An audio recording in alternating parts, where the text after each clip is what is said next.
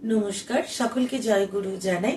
পরম প্রেমময় শ্রী শ্রী ঠাকুর অনুকূল চন্দ্রের অনুস্মৃতি গ্রন্থ থেকে কিছু অংশ পাঠ করছি। আরোগ্যতে মন নাই তোর, হলি চিকিৎসক জীবনের ওপর চাল দিয়ে রে সাজলি কঠিন ঠক। ঠাকুর বলছেন যে এই যে বর্তমান আমাদের সময়, এই বর্তমান সময় আমরা দেখি বিভিন্ন চিকিৎসক আছেন যারা সঠিক অর্থে চিকিৎসা শাস্ত্রকে আয়ত্ত করেনি, সঠিক অর্থে চিকিৎসাকে তারা যে করতে পারে না।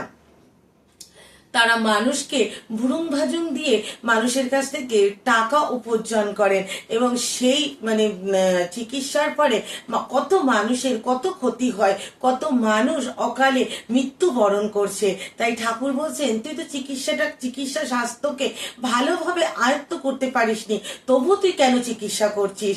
এর ফলে তো মানুষকেই ঠকাচ্ছিস, কারণ মানুষকে তো ঠকানো উচিত না। কারণ মানুষ আজ আমি যাকে ঠকাচ্ছি বা আজ আমি যার কাছে ঠকিয়ে আমি নিজেকে বড় করছি, সত্যি কি আমি বড় হতে পারি? আমি বড় হতে পারি না। তাই মানুষকে ঠকিয়ে কোনো কিছুই করা ঠিক না। আরোগ্য অর্থাৎ আমরা প্রত্যেকটা মানুষ কিন্তু অনেক ভরসায় একজন চিকিৎসকের কাছে যাই, যে চিকিৎসকের সেবা যত্নে আমরা ভালো হয়ে উঠব। তাই চিকিৎসকদের কখনোই উচিত না যে আমাদের মতো মানুষকে ঠকানো। তাহলে কিন্তু সে হয়তো আমাকে ঠকিয়ে কিছু পয়সা উপার্জন করছে, কিন্তু জীবনে একদিন তাকেও ঠকতে হবে।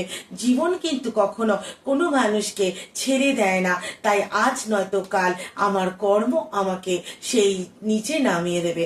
তাই ঠাকুর বলেছেন যে সত্যিকারে চিকিৎসক হতে, কোনো ঠক চিকিৎসক না হতে। নমস্কার, জয় গুরু।